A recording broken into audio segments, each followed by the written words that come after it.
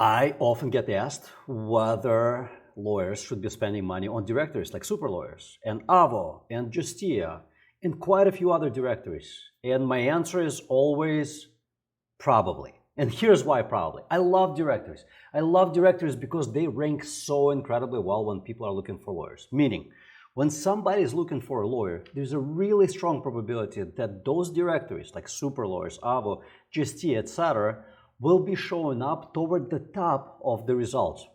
When they show up, people often, not always, many people will skip them over, but many people will click on those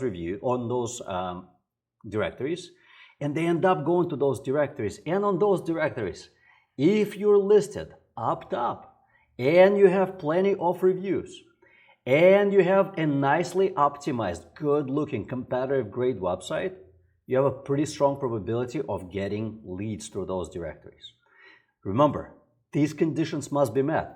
Your directory listing must be well placed up top. It cannot be not a sponsored listing unless your last name starts with AA. Then you're going to be rated at the top because most directories will rank people in alphabetical order after sponsored listings. So you will get some attention. But my assumption is that overwhelming majority of you who are watching this video, your last names do not start with AA. Because of that, you should have a sponsored listing. If you're not on sponsored listing there, chances are they will never ever see your profile, and thus you will never get that lead, and you will never have an opportunity to help those people, and you will never make the money. So you have to have a sponsored listing so you would be rated up top. The second condition that must be met, plenty of reviews. You have to have a competitive number of reviews. So if on average people who are advertising there have 45 reviews, you should have somewhere in the vicinity of 45 reviews or more. Call up on all of your former clients and ask them, beg them to leave you reviews in those directories. In some directories, there are peer reviews that are allowed, like I believe SuperLawyers does. Make sure that you have, or Avo, make sure that you have your peers review you there. The more reviews you have, the better, because people trust reviews. They trust reviews a lot more than what we say about ourselves. So it's imperative that you get those reviews. So up top listing, sponsored listing, plenty of reviews. Next, when people go and read your profile and read through your reviews, they will inevitably go to your website. That's normal human behavior. Your website cannot look subpar. People practically never hire the first lawyer they see in the directory or find on the internet. They tend to talk to 2, 3, 4. Some people will talk up to 5 attorneys. If your website looks subpar, that perception will create reality in their minds, your prospective clients' minds, and they will probably not call on you. So you have to have those ducks in a row.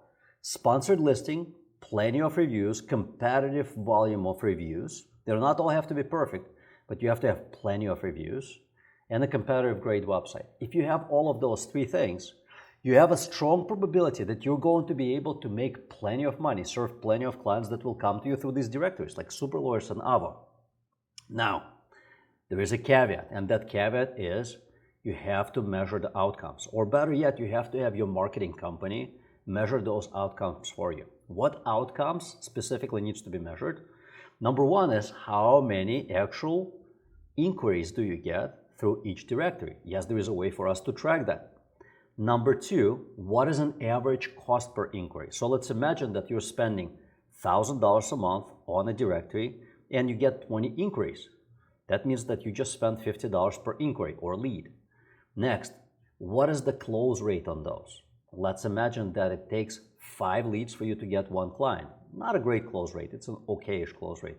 You want to be closer to 25%, you want to be closer to 30%, so 1 out of 4 or 1 out of 3. Sales skills matter, and the speed with which you respond to those phone calls matters a ton. But going back to the numbers that you need to track, the number of inquiries that you get / leads, cost per lead, and cost per client, client acquisition cost. Super important. If you see that the leads that you're getting convert into clients at a reasonable cost per client, and what is a reasonable cost per client? Well, let's imagine that you're practicing estate planning.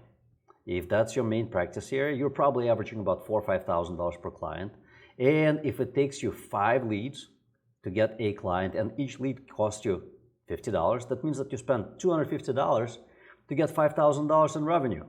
That's a fantastic return on investment. On the contrary, if it costs you $3,000 to get that one client that generates $5,000 in revenue, that's not a fantastic result. So what I always recommend, get the sponsored listing. Get all the reviews aligned before you actually get the sponsored listing. Get a high-performance, competitive-grade website before you get sponsored listing. Then get the sponsored listing. Measure outcomes for at least 3 months. Then make a determination whether this is a good channel for you to generate new business or not. How do you determine whether it's a good channel? Well, one is you want to make sure that you measure your cost per lead and cost per client. And two, compare it to other channels. So if you have a sponsored listing on SuperLawyers and Avo and Justia and wherever else, always compare outcomes, those primary key performance indicators, compare them and see which directory performs best for you. If you see that you're generating clients to all of them at a reasonable client acquisition cost as a percentage of total expected revenue per client, use all of those directories and you will flourish. If you see that one of them or more than one of them is underperforming, obviously pull that advertising spend because it's not delivering. Just make sure when you're thinking whether it's performing or not, look at the client total lifetime value. In some businesses, initial transaction with the client could be incredibly low. Like for some business, like corporate lawyers, you get hired by a small business to do something really small, and let's say the value of that first transaction is $700, and you spend $500 acquiring that client. That looks like a really poor performing channel, but you have to look statistically. What do clients spend with you over a course of 3-5 years? If the average is $5,000, $7,000, $8,000, if I were you, I would be so happy to invest $500 into getting $5,000, $7,000, $10,000. But if you just focus on that first transaction, then things look really bad. So do not focus on just the first transaction, focus on customer lifetime value. Get all of those things aligned, or better yet, have a high-performance marketing company that does this for you, and you will see a lot of value, I assume in most cases, from these directories.